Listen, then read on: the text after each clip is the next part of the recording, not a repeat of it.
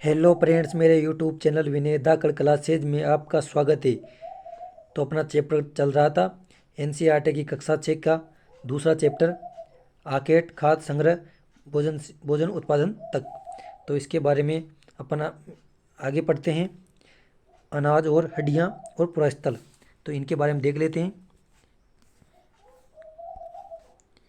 गेहूँ, जौ, भेड़, बकरी और मवेशी ये किस में आते हैं? अनाज और हड्डियों में।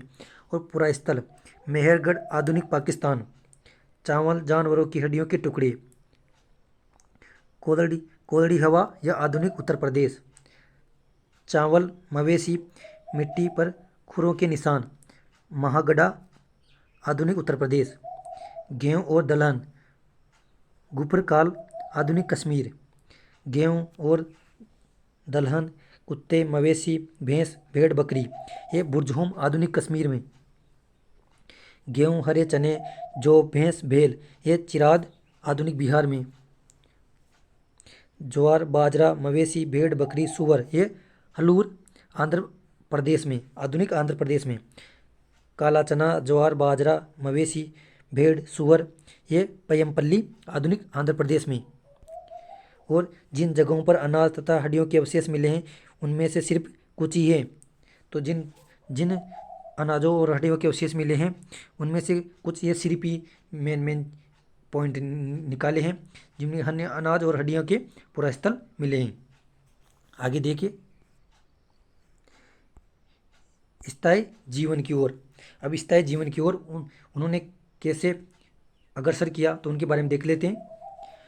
पुरातात्विक विदों को कुछ पुरास्थलों और सॉरी पुरातात्विक विदों को कुछ पुरास्थलों पर झोपड़ियों और घरों के निशान मिले हैं। तो पुरातात्विक विदों को कुछ पुरास्थलों पर झोपड़ियों और घरों के निशान मिले हैं, जैसे कि बुर्जहोम वर्तमान कश्मीर में। तो बुर्जहोम कहाँ है? वर्तमान कश्मीर में। कश्मीर के लोग गड्ढे के नीचे घर बनाते थे। तो एक पहले एक गड्ढा बनाते थे, फिर उनके नीचे घर बनाते थे। तो देखिए एक घर बना रखा है, ऊपर से आने के लिए सीढ़ियाँ दे रखी है ऊपर से आने के लिए। तो ये गड्ढा खोद रखा है, फिर उसके अंदर घर बनाते थे, जिन्हें क्या बोलते हैं? घरतवास। क्या बोलते हैं?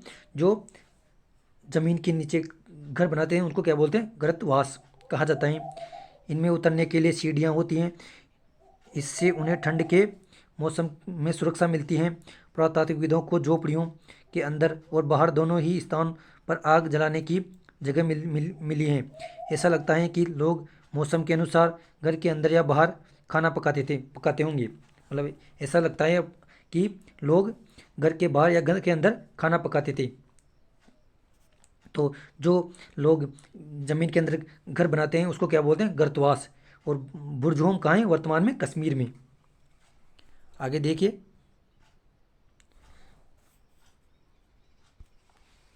बहुत सारी जगहों से पत्थर के औजार भी मिले हैं।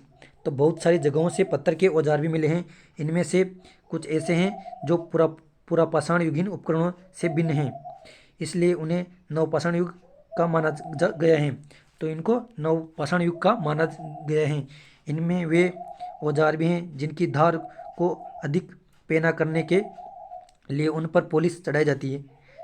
ओखली और मूसल का प्रयोग अनाज तथा वनस्पतियों से प्राप्त अन्य चीज़ों को पीसने के लिए किया जाता है।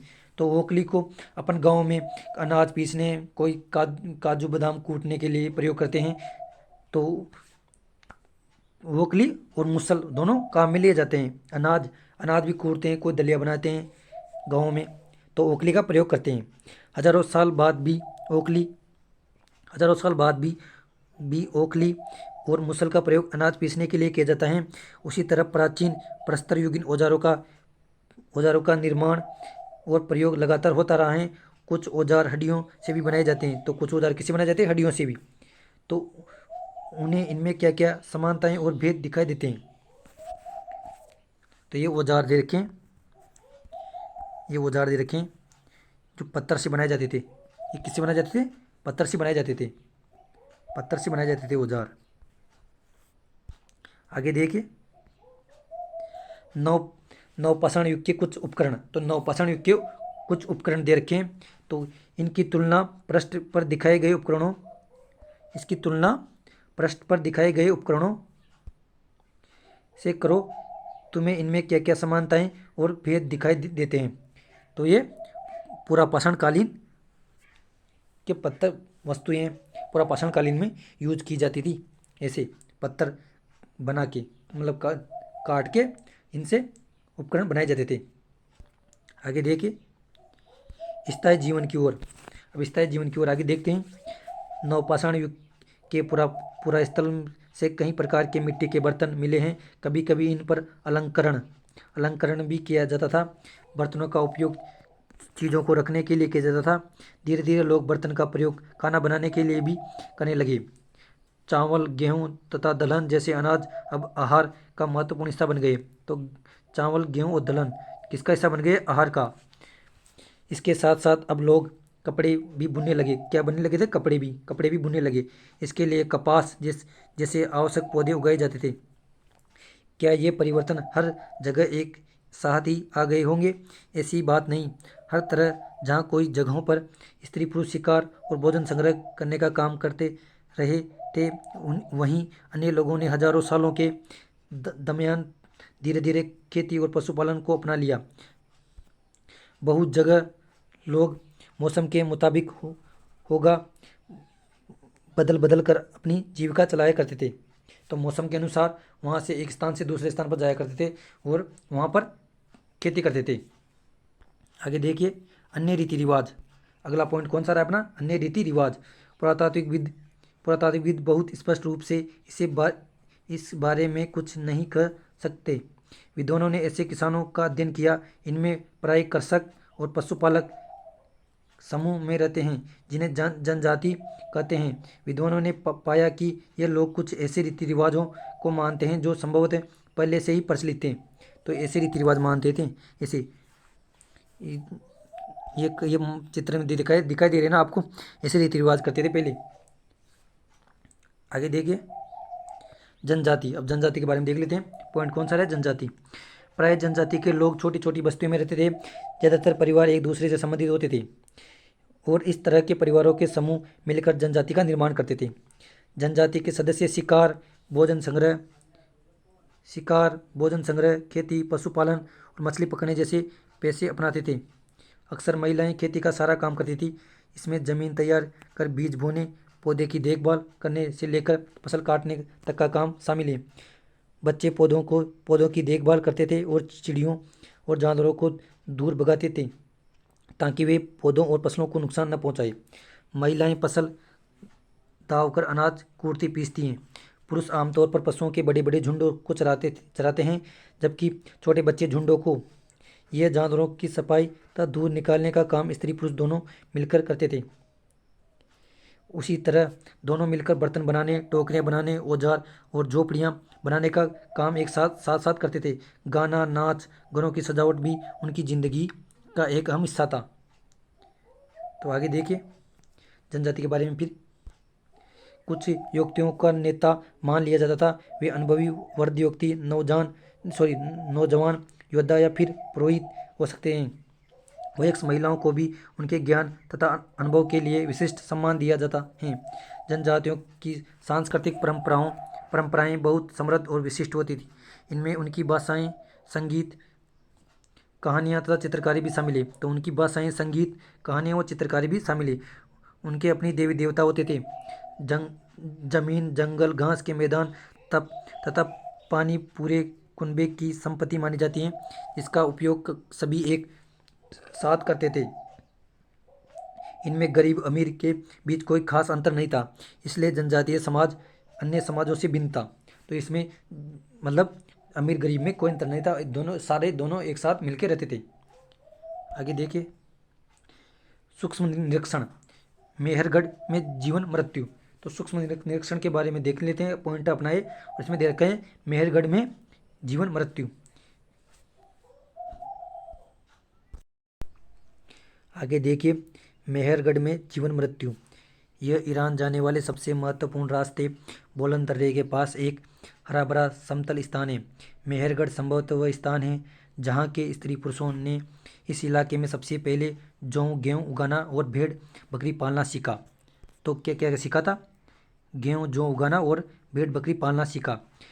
यहाँ खुदाई में सबसे पहले के स्तरों से पुरातात्विकविदों को विभिन्न प्रकार के जानवरों की हड्डियाँ मिली।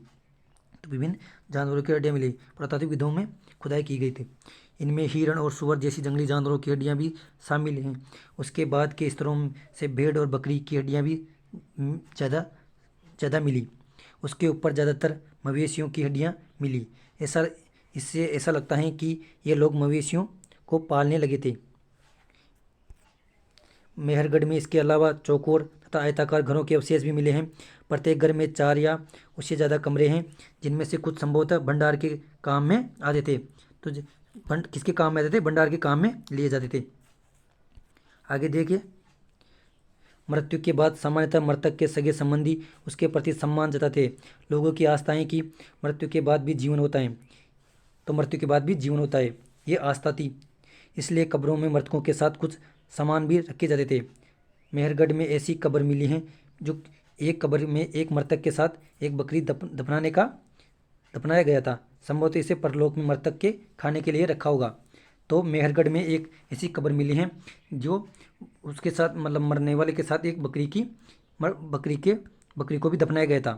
तो वह मृतक मरने के बाद परलोक में भी खाने के लिए रखा गया होगा। तो ये मेहरगढ़ की कब्र का चित्र दे रखा है। ये मेहरगढ़ की कब्र का चित्र दे रखा है। क्या तुम बकरी के कंकाल को पहचान सकते हो? तो बकरी को कंकाल को पहचानो। इसमें कौन सा है बकरी का कंकाल, बताओ। इस चित्र में पहचानो। इसमें दे रखा है अगले चित्र में मेहरगढ़ के घर का चित्र है। मेहरगढ़ के घर शायद ऐसे दिखते हैं। तुम जिस घर में रहते हो उसके साथ इस घर की क्या समानताएं। तो इसलिए मेहरगढ़ में ऐसे घर बने हुए थे। और ये चित्र दफनाते थे। आदमी मरने के बाद उसमें बकरी को भी दफनाया जाता था उनके साथ। तो वह परलोक में खाने के लिए रखा गया होगा। तो ये मेहरगढ़ की कब्रों के बारे में है। आगे देखिए, पहले और बाद के स्तर। जब पुरातात्विकविद किसी जगह की खुदाई करते हैं तो वे कैसे समझते हैं कि कौन कौन से स्तर पहले के हैं और कौन से स्तर बाद के? इस चित्र को देखो। मान लो लोगों ने सबसे पहले समतल भूमि स्तर 4 पर रहना शुरू किया। पहले यहाँ 4 पर रहना शुरू किया उन्होंने। आमतौर पर लोग जहाँ रहते हैं घर टूटने पर दोबारा वहीं घर बना लेते हैं। टूटे फूटे सामान और कूड़ा करकट भी घरों के आसपास जमा होते रहते हैं। इन कारणों से बस्ती की ज़मीन धीरे धीरे ऊंची होती रहती है और फिर सैकड़ों सालों के बाद वहाँ एक टीला बन जाता है। तो अपन पहले मंजिल 1 पे रहेंगे तो धीरे धीरे वहाँ पर जो भी सामान कचरा वचरा डालेंगे तो थोड़ा थोड़ा मोटाई हो जाएगी। तो 2 पे चले जाएंगे, फिर 3 पे चले जाएंगे, ऐसे बढ़ते जा रहा है इसमें। तो उसका सबसे निचला स्तर सबसे पुराना होता है और उसके बाद के स्तर बाद के युगों के होते हैं। यह ऊपरी और तथा निचली आमतौर पर स्तरों के रूप में जानी जाती हैं। स्तर 2 और 3 को देखो, कौन सा ज़्यादा पुराना है? तो 2 और 3 बताओ सबसे ज़्यादा पुराना कौन सा है? तो 3 पुराना है। आगे देखिए, दोहाजली हैंडिंग।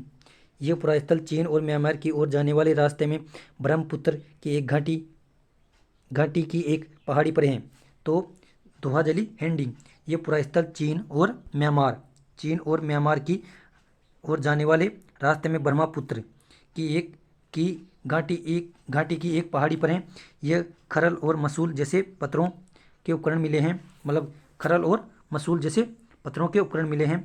इससे पता चलता है कि यहाँ लोग भोजन के लिए अनाज उगाते थे। साथ ही यहाँ से जेटाइट पत्थर भी मिला है। कौन सा पत्थर मिला है? जेटाइट पत्थर। संभवतः यह पत्थर चीन से आया होगा। कहाँ से आया होगा? चीन से।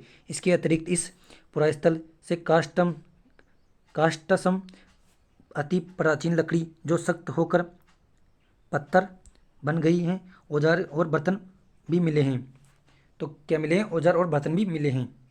आगे देखिए, ये वीडियो एनसीईआरटी से मैं लेके आया हूँ, चैप्टर 2 से, कक्षा 6 की।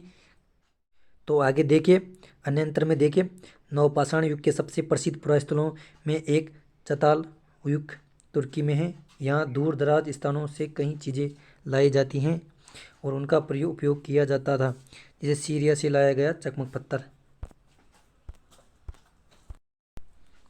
तो सीरिया से कौन सा पत्थर लाया गया था? चकमक पत्थर। लाल सागर की कोड़ियाँ तथा भूमध्य सागर की सीपियाँ। ध्यान रहे कि उस समय तक पहिए वाले वाहन का विकास नहीं हुआ था। तो पहिए वाले वाहन का क्या नहीं हुआ था, विकास नहीं हुआ था। लोग सामान खुद जानवरों की पीठ पर लाद कर ले जाया करते थे। तो वीडियो को करते हैं समाप्त। लास्ट में बताना कि वीडियो कैसा लगा। वीडियो आपको अच्छा लगा हो तो हमारी वीडियो को लाइक करें, और अभी हमारी आप यूट्यूब चैनल पर नए आए हो तो हमारे यूट्यूब चैनल को सब्सक्राइब करें और बेल आइकन दबाएं। तो कल मैं नया टॉपिक लेके आऊँगा। तो ये वीडियो यहीं समाप्त करते हैं। धन्यवाद। राम राम जी।